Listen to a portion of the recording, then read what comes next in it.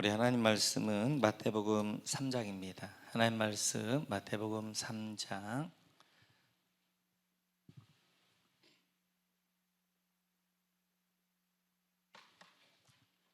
1절에서 6절까지 보도록 그렇게 하겠습니다. 우리 같이 한 목씩 읽습니다. 그 무렵에 세례자 요한이 나타나서 유대 광야에서 선포하여 말하기를 회개하여라, 하늘나라가 가까이 왔다 하였다. 이 사람을 두고 예언자 이사야는 이렇게 말하였다. 광야에서 외치는 이의 소리가 있다. 너희는 주님의 길을, 그의 길을 곧게 하여라. 요한은 낙타 털옷을 입고 허리에는 가죽띠를 띠었다. 그의 식물은 메뚜기와 들꿀이었다. 그때 예루살렘과 온 유대와 요단강 부근 사람들이 다 요한에게로 나아가서 자기들의 죄를 자백하며 요단강에서 그에게 세례를 받았다. 아멘. 오늘 말씀 같이 한번 나눌 터인데요, 우리 한번 3장 1절로 한번 가볼까요? 3장 1절입니다. 1절 같이 한번 읽어보겠습니다. 시작. 그 무렵에 세례자 요한이 나타나서 유다 광야에서 선포하여. 아멘. 여러분, 세례자 요한에다가 밑줄 그어주시고, 유다 광야에 선포하여 밑줄 그어주시고, 유다 광야에다 동그라미 쳐주시고. 오늘 세례 요한이 하나님 말씀을 선포한 것이 유대 광야였다라고 말씀하고 있습니다.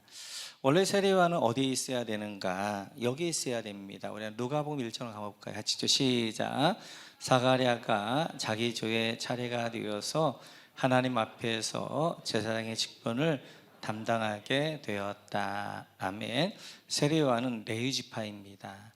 레위 지파, 제사장 지파이기 때문에 성전이 있는 예루살렘이 있어야 됩니다. 예루살렘에서, 성전에서 하나님을 섬겨야 되는 것이 바로 세례 요한, 그 예루살렘에 있어야 되는 그 자리이고, 뿐만 아니라 또 세례 요한은 설교자이기 때문에 설교는 사람들이 있는 곳에서 해야 됩니다.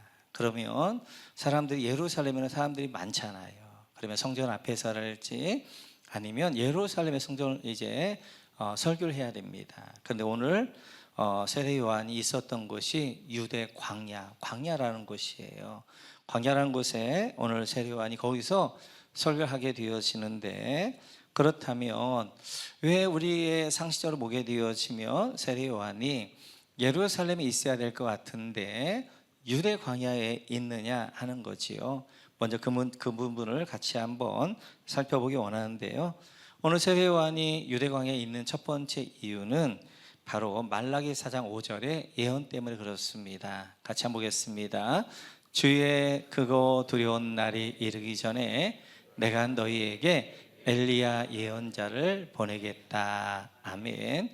세례 요한은 엘리야의 삶을 가지고 왔기 때문에 지금 유대 광야에 있는 것입니다.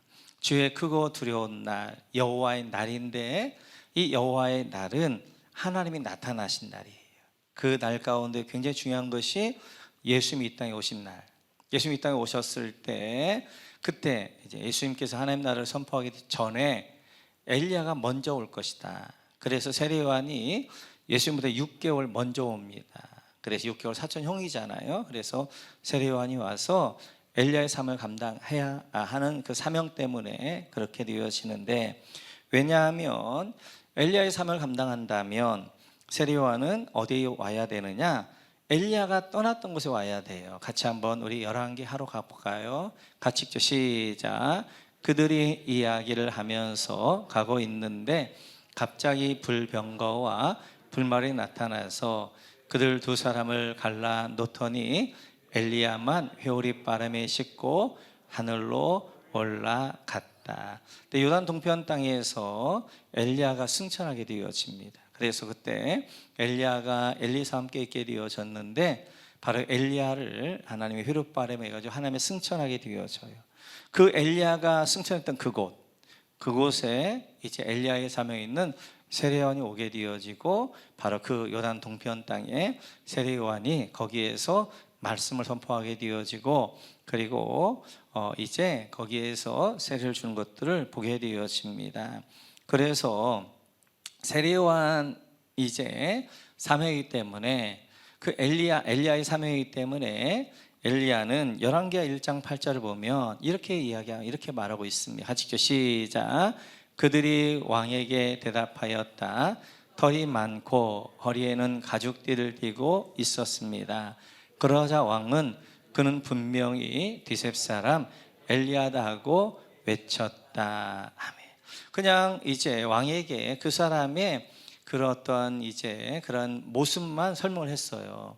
그가 털이 많고 허리에는 가죽띠로 있습니다. 그랬더니 아합 왕이 바로 알아보는 거예요. 그 사람은 엘리야다라고 알아보게 되어지. 그래서 엘리야의 모습으로 와야 되겠는데, 그 엘리야는 바로 털이 많고 허리에 가죽띠를 띠고 있었다는 거예요. 그래서 오늘 3장 4절을 보면 이렇게 되어져 있습니다. 같이 읽죠. 시작. 요한은 낙타 털옷을 입고 허리에는 가죽띠를 띠었다. 그의 식물은 메뚜기와 들꿀이었다. 요한은 낙타 털옷 밑줄 그어주시고, 허리에는 가죽띠 밑줄 그어주시고. 그래서 지금 요한이 낙타 털옷을 입고 있고 허리에 가죽띠를 띠고 있는 이유가 바로 엘리야가 이제 그런 모습이었기 때문에, 바로 세례 요한이 엘리야의 사명을 가지고 왔다. 그래서 엘리야의 모습과 같이 낙타 털옷을 입게 되어지고 허리에 가죽띠를 띠면서 이제 이렇게 유대 광야에서 하나님의 말씀을 선포하는 것들을 보게 되어집니다. 이렇듯이 엘리야는 이제 첫 번째, 이제 세례 요한 첫 번째, 왜 그가 유대 광야에 있는가? 그는 바로 세례 요한은 왜 그렇게 하는가? 엘리야의 삶을 가지고 와 있기 때문에 그렇습니다. 이게 한번 전신 마취를 하고 나면요, 사람이 이게 막 돌아갑니다. 그래가지고 제가 개떡까지만 해도 어떡까지 듣는다? 찰떡까지 듣는다. 네. 그러면 두 번째로, 왜 그러면 오늘 유대 광야에서 이제 세례 요한이 이렇게 하나님의 말씀을 전하고 있는가? 그것은 세례 요한이 가진 광야의 사명 때문에 그렇습니다. 그래서 이제 광야의 사명 때문에 세례 요한이 광야에서 말씀을 선포하게 되어지는데, 이스라엘 백성들의 광야하면 딱 뭐가 떠오르겠어요? 출애굽이 떠오르겠죠. 출애굽. 그 출애굽 이스라엘 백성들은 너무나 획기적인 일이기 때문에 출애굽, 광야하게 되면 출애굽, 그래서 광야에서 말씀을 전하는 이제 세례를 보면서 출애굽이 떠올랐을 거예요. 특별히 오늘 마태는 예수님의 이야기를 어느 구도를 가지고 설명을 해요. 그 구도는 예수님의 출애굽기입니다. 그리고 요한 이제 서신을 쓸 때 어떤 구도를 가지고 설명해요. 그 구도는 창조예요, 창조.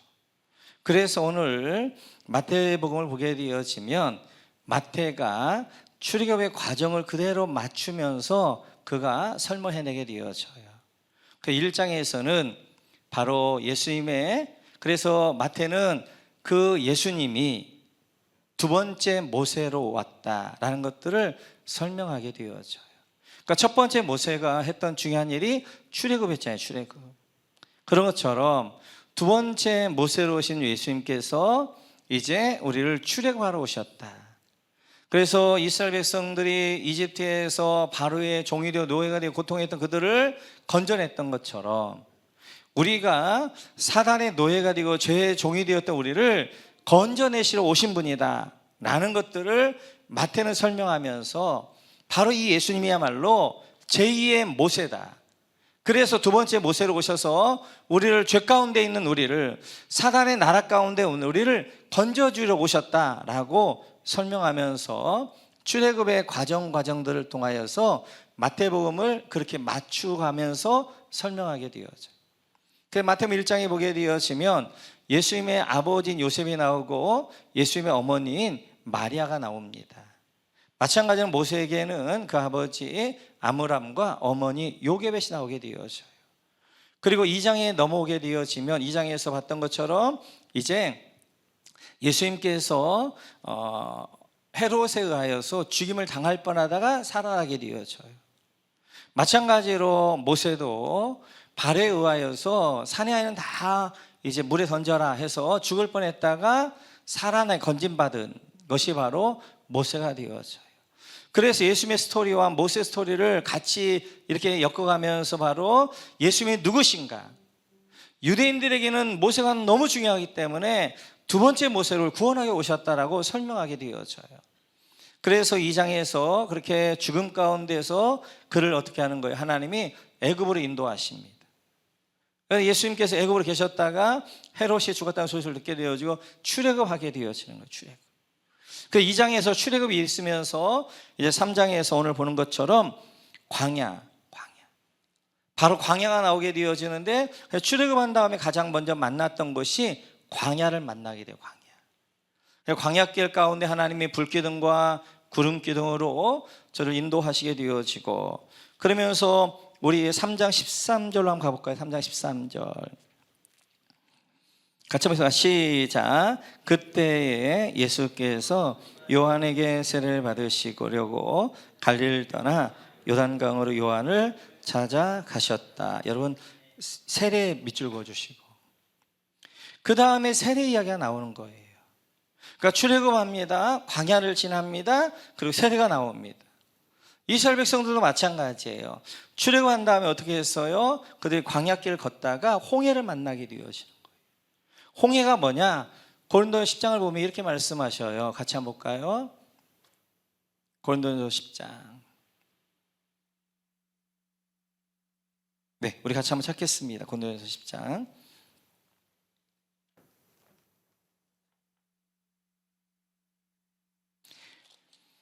고린도서 10장 1, 2절. 네, 같이 읽자. 시작. 형제 자매 여러분, 나는 여러분이 이 사실을 알길 바랍니다. 우리 조상들은 모두 구름의 보활이 있었고 바닷 가운데를 지나갔습니다. 이렇게 그들은 모두 구름과 바다 속에서 세례를 받아 모세에게 속하게 되었습니다. 아멘. 그 다음 홍해에서 어떻게 하는 거예요? 세례를 받는 거예요. 세례를. 그래서 지금 예수님께서 3장에서 어떻게 하는 거예요? 예수님이 이제 세례요한에게 세례받는 이야기를 하고 있는 거예요. 계속해서 마태는 출애굽 과정을 예수님하고 이렇게 맞춰가면서 설명하고 있습니다. 뿐만 아니라 4장 1절에 보면 같이 읽어요. 4장 1절 같이 읽죠. 시작.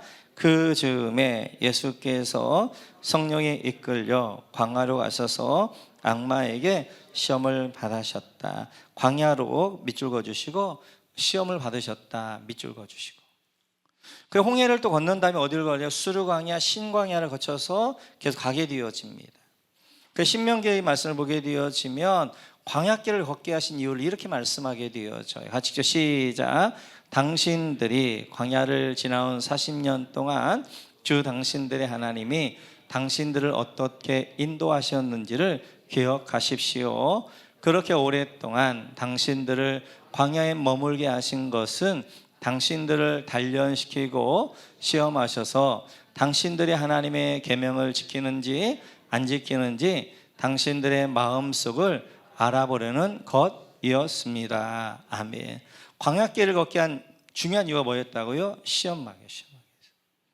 그래서 이스라엘 백성들을 광야길 가운데에서 이제 마라의 쓴물을 만나게 되어지고 무리바의 이제 느비딤의 그런 목마를 만나게, 이런 모든 것들을 시험해 보는 거였다. 마찬 그래서 예수님께서 어떻게 사장에서 어떻게 하는 거예요? 그들은 광야에서 시험 받았던 것처럼 예수님도 사단에 이끌려가서 광야에 40일 동안 금식하시면서 시험 받게 되어지는 거예요. 뿐만 아니라 5장 1절에 가보게 되어지면 이렇게 되어져 있습니다. 같이 읽죠. 시작. 예수께서 무리를 보시고 산에 올라가 앉으시니 제 아들이 그에게 나왔다. 산에 올라가 앉으시니 밑줄 그어주시고, 5장에서는 예수님이 산에 올라가 앉으셨다. 그래서 산상수훈을 5장과 6장과 7장에서 하게 되어져요. 근데 여러분들이 이제 이스라엘 가보게 되어지면 갈릴리에 가보면 팔복산이 있습니다.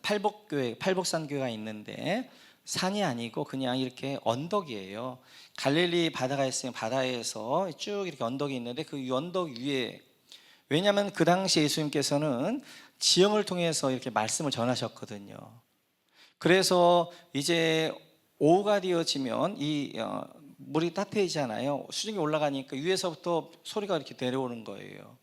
그리고 오전이 되어지면 여기가 차가우니까 이렇게 소리가 이렇게 올라가는, 그래서 밑에서 하게 되어지고 오후에는 저 위에서 하게 되어지고. 그래서 아마 예수님이 오후에 사셨을 거예요. 그렇기 때문에 이제 오후에 사셨을, 그래서 팔복산이라고 언덕이 하나 있어요. 근데 오늘 마태는 그 언덕이라고 하지 않고 산이라고 한단 말이에요. 뭘 연상하면서? 시내산 위에 있는 모세를 연상하면서, 시내산. 그래서 이제 광야를 거쳐서 어떻게 하는 거예요? 수르광야, 신광야에서 어딜 가는 거예요?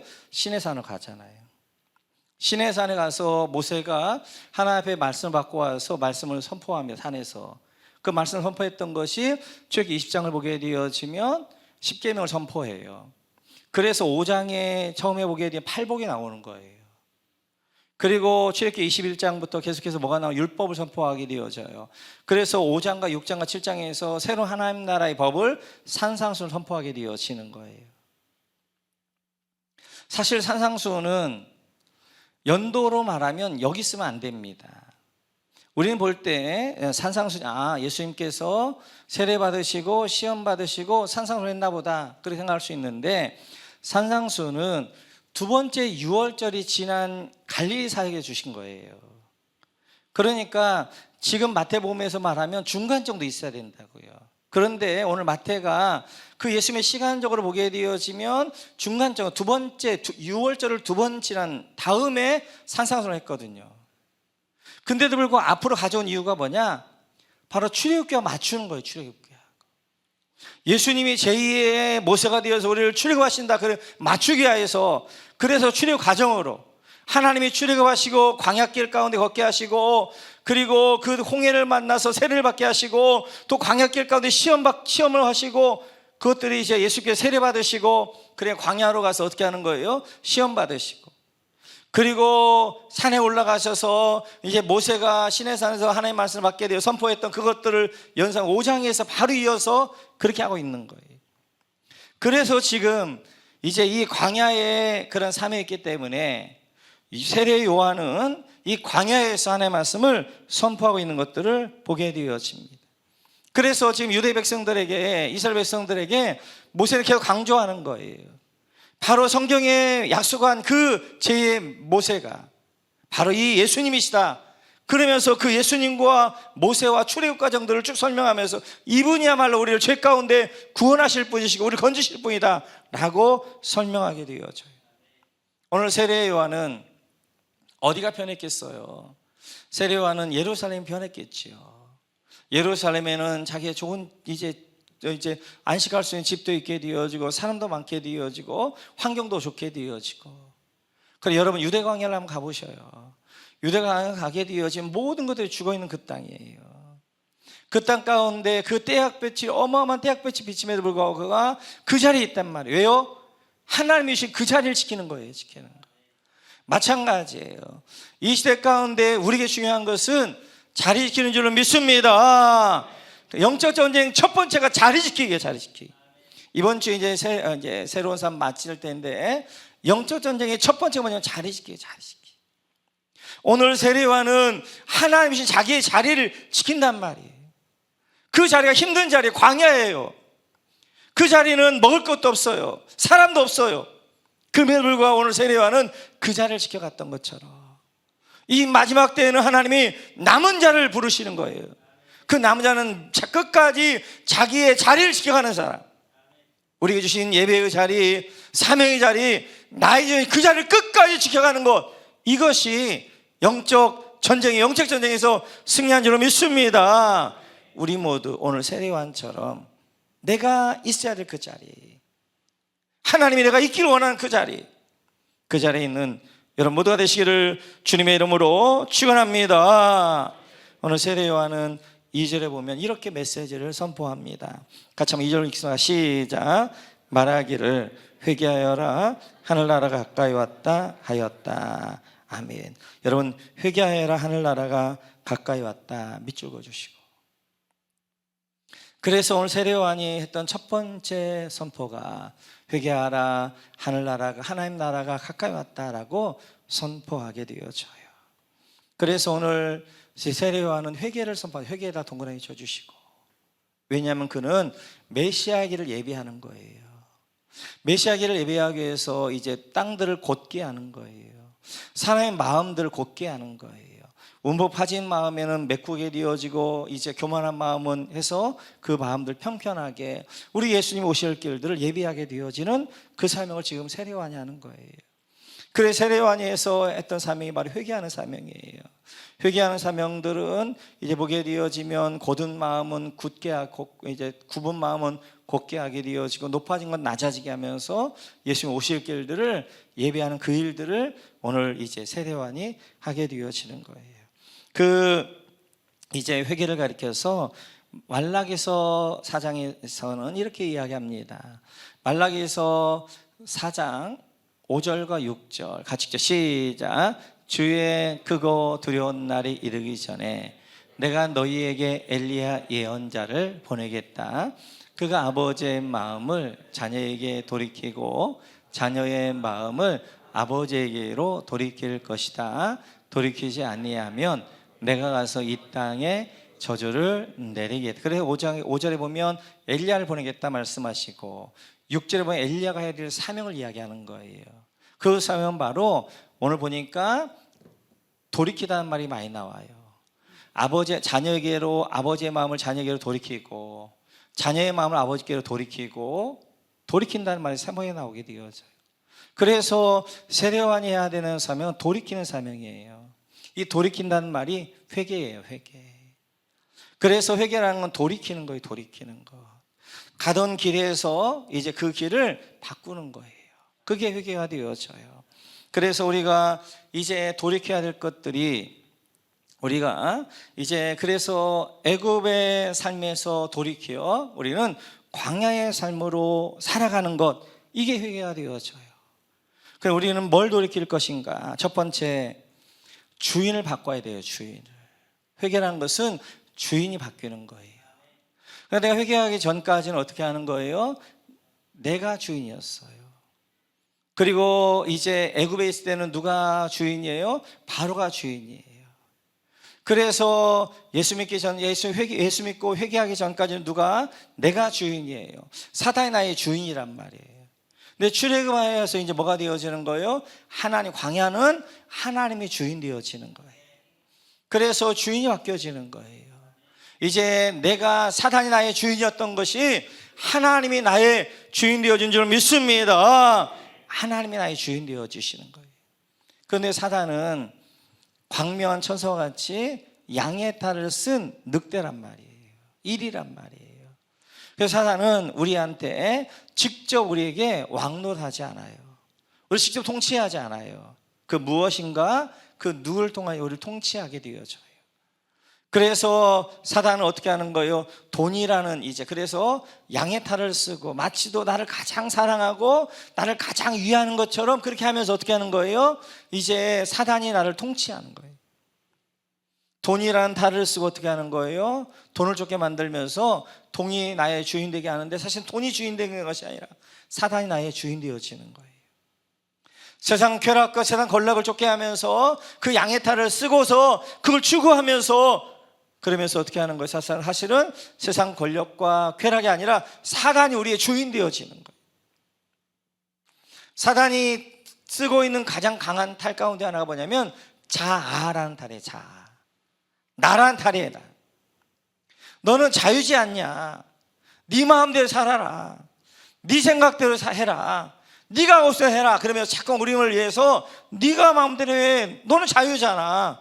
그렇게 우리를 자꾸 하면서 어떻게 하는 거예요? 내가 나의 주인 되게 하면서, 그러면서 사단이 나를 통치하고 나의 주인 되려고 그렇게 양의 탈을 쓰고 있단 말이에요. 그러니까 사단이 와가지고 내가 너의 주인 될 거야 라고 하게 되어지면 우리는 다 거부할 거예요. 근데 사단은 양의 탈을 쓴단 말이에요. 돈이라는 탈을 쓰게 되어지고, 세상 쾌락이라는 탈을 쓰게 되어지고, 세상 권력이라는 탈을 쓰게 되어지고, 자아라는 탈을 쓰게 되어지고, 나라는 탈을 쓰게 되어지고, 그러면서 어떻게 하는 거예요? 사실은 돈이, 세상 쾌락이 내가 나를 통치하는 게 사단이 나를 통치하는 그런 과정으로 만들게 되어지는 거예요. 그래서 우리가 먼저 노력해야 될 것은 바로 나의 주인이 바뀌어져야 되는 거예요. 하나님이 나의 주인이 되는 줄 믿습니다. 하나님이 나의 주인으로, 그분이 나를 통치하도록, 그게 성령 충만이에요. 성령 충만한 삶을 살지 않을 때 결국 믿음의 길은, 영적인 길은 제3의 길이 없어요. 성령이 날 충만하든지 자아 충만해서 사단이 날 충만해, 둘 중에 하나밖에 없는 거예요. 그래서 하나님의 나를 통치하는 주인이 바뀌어져야 되는 거예요. 두 번째는 삶의 방식이 바뀌어져야 됩니다. 우리 같이 한번 출애굽기 3장 한번 볼까요? 출애굽기 3장 같이 읽죠. 시작. 이제 내가 내려가서 이집트 사람의 손아귀에서 그를 구하여 이 땅으로부터 저 아름답고 넓은 땅, 젖과 꿀이 흐르는 땅, 곧 가나안 사람과 헷 사람과 아모리 사람과 브리스 사람과 휘 사람과 여부 사람이 사는 곳으로 데려가려고 한다. 하나님이 이제 출애굽하면서 이렇게 약속하시는 거예요. 이 땅, 이집트에서 저들을 건져내요. 아름답고 넓고 젖과 꿀이 흐르는 땅으로, 가나안 땅으로 데려가겠다라고 약속하셔요. 여러분, 환경적으로 보면 이집트가 젖과 꿀이 흐르는 땅이에요? 가나안 땅이 젖과 꿀이 흐르는 땅이에요? 환경적으로 이집트가 젖과 꿀이 흐르는 땅입니다. 이집트에는 나일강 큰 강이 있어요. 그래서 몇 년 동안, 7년 동안 비가 아직 오지 않아도 이 나일강은 마르지 않는 거예요. 왜냐하면 저 열대 우림에서부터 엄청난 물이, 중간에 또 사바나 기후가 있어가지고 엄청난 비들이 온단 말이에요. 그래서 이집트 땅에, 그래서 나일강 이집트 땅에 있는 게 아니라 아프리카 중부부터 내려와요. 빅토리아 호수부터 내려와요. 그래서 전 세계 가장 긴 강이 나일강이에요. 그러니까 이집트에 웬만하게 비가 오지 않아도 열대우리면은 하루에 한 번씩 소울이라는 엄청난 이제 비들이 내리기 때문에 그 나일강은 철철철 넘쳐 흐르는 거예요. 그리고 나일강, 그들이 이스라엘 백성들이 살았던 땅, 고센 땅이잖아요. 나일강 삼각주잖아요. 지금도 전 세계에서 가장 풍요로운 땅이 나일강 삼각주라고요. 이집트 사람들이 1억 명이 넘는데 나일강 삼각주에 몇만 명이 사는 줄 아세요? 인구의 97% 거기 산단 말이에요. 카이로, 알렉산드리아 다 그 나일강 삼각주에 있는 거예요. 그 나일강 삼각주는 세계에서도 풍요로운 땅이에요. 젖과 꿀이 흐르는 땅이에요. 근데 그 땅에서 건져내서 가나안 땅으로 데려가는데, 가나안 땅은 강도 요단강 아니고 굉장히 큰 것 같은데 가보시면 실망합니다. 가면 그냥 우리 삼천보다도 작아요. 그리고 이제 여기 땅, 이 물을 가지고는 뭐 먹기도 그렇고 어디 그 물대어서 농사할 만한 것도 안 돼요. 그 땅은 6개월 동안 비가 오지 않아 가지고 메마른 땅이에요. 그리고 밑에 살 수가 없으니까, 너무 더우니까 700~800m가 넘는 중앙산지에 거기에 사람들 다 산단 말이에요. 산 위에 산단 말이에요. 그런 땅이에요. 그런 땅, 산악의 땅이에요. 물도 없어요. 근데 그런 땅을 하나님 뭐라고 말씀하고 있냐면 젖과 꿀이 흐르는 땅이다 말씀하시는 거예요. 세상에 보면, 환경적으로 보게 되어지면 이집트가 훨씬 더 젖과 꿀이 흐르는 땅입니다. 그런데 하나님은 이집트는 젖과 꿀이 흐르는 땅이 아니라 바로 이 가나안 땅이 젖과 꿀이 흐르는 땅이다 라고 말씀하시는 거예요. 왜냐하면 이 이집트는 사람의 노력을 할 수 있는 곳이에요. 그러나 저 가나안 땅은 하늘이 결정한 땅이에요. 하늘에서 비를 안 주게 되어지면 이 가나안 땅은 살 수 없는 땅이란 말이에요. 그런데 이집트 땅은 하늘에서 비를 좀 안 주어도 괜찮아요. 나일강 땅의 것들을 끄집어오면 얼마든지 그들은 농사를 할 수 있단 말이에요. 어디가 젖과 꿀이 흐르는 땅인가? 하나님 우리를 어디로 데려가기 원하시는가? 바로 그 하나님은 우리, 그래서 하늘이 우리의 삶을 결정하는 그 삶. 그래서 예수 믿기 전에는 내가 승수로 웅덩이를 파는 거예요. 근데 그 웅덩이는 터진 웅덩이에요. 거기는 샘도 터지지 않는 웅덩이에요. 그냥 빗물 받는데 그 빗물도 다 새어나가는 웅덩이에요. 다 새어나간단 말이에요. 근데 우리는 웅덩이를 팔 필요가 없어요. 우리 예수님이 생수가 된 줄 믿습니다. 우리 주님이 포도가 된 줄 믿습니다. 포도에 붙어있기만 하면 되는 거예요. 그래서 예수 믿는 사람은 삶의 방식이 다른 거예요. 예수 안 믿는 사람들은 자기가 열심히 노력해야 되는 거예요. 그래도 안 돼요. 그러나 우리는 하나님이 나를 책임다 말씀한 줄 믿습니다. 그게 붙어있으면 되는 거예요. 그분이 생수가 되어지는 거예요. 우리 웅덩이 팔 필요가 없는 거예요. 그분이 생수가 되어져서 그분 안에 거하면 우리 배에서 생수가 터지는 삶이 되어지는 거예요. 삶의 방식이 다른 거예요. 방식이. 그래서 이제는 삶의 방식을 바꿔야 됩니다. 예전처럼 그냥 내가 노력해서 그렇게 삶을 사는 것이 아니라 바로 주님께 붙어 있어야 되고, 주님의 안에 있을 때 그분이 이제 뿌리에서 그 다음에 입에서 광합성과 물을 다해서 우리를 이제 열매 맺게 하시고 우리에게 생수를 주시는 분이 그분이셔요. 이렇듯이 회개라는 것은 바꾸어지는 거예요. 뭐가 바꿔지냐? 주인이 바꿔져야 되고 삶의 방식이 바꿔야 돼요. 그런데 이게 결단 가지고는 안 되는 거예요. 우리가 수백 번 결단해도 작심 3초입니다. 결단도 안 되는 거예요. 그래서 세례예요. 세례. 오늘 요한이 이제 그래서 세례를 선포하게 되어지고 세례를 주게 되어지는 거예요. 세례는 뭐냐? 내가 죽는 거예요. 내가 죽는 거예요. 세례는 이제 물속에 넣습니다. 물속에 들어간다가 내가 죽는다는 거예요. 십자가예요. 물에서 다시 건집니다. 나옵니다. 다시 내가 살아나는 거예요. 부활하는 거예요. 내가 죽고 내 안에 그리스도 살 때 이러한 돌이킨 회개의 삶인 줄 믿습니다. 그래서 내가 죽어야 되는 거다. 날마다 나는 십자가 못 박느라. 그래서 바울사도 내가 날마다 죽노라라고 이야기하는 거예요. 왜요? 우리가 결단한다고 믿음의 길을 살 수 있는 게 아니라, 결단한다고 이제 이렇게 살 수 있는 게 아니라, 돌이켜 살 수 있는 게 아니라, 내가 죽어질 때 그때 내 안에서 그리스도가 사시게 되어지고, 내가 십자가에 못 박힐 때 내 안에서 성령이 역사하기 때문에 내가 죽어야 한다면 내가 죽어. 그래서 우리의 기독교의 삶은 날마다 자기가 죽는 삶이에요. 세상은 자기가 살아야 돼요. 왜냐하면 자기가 살아서 어떻게 해요? 웅덩이를 파야 돼요. 그래야 피라도 떨어지면 그 피라도 떨어진 물을 먹어야 되니까. 그러나 우리의 기독교의 삶은 내가 날마다 죽는 거예요. 내 안에 정과 욕심을, 탐욕을 십자가에 못 박는 거예요. 그럴 때 내 안에 그리스도가 성령이 사는 줄 믿습니다. 그분이 그 삶을 살게 하는 거예요. 그게 기독교의 삶이 되어지는 거예요.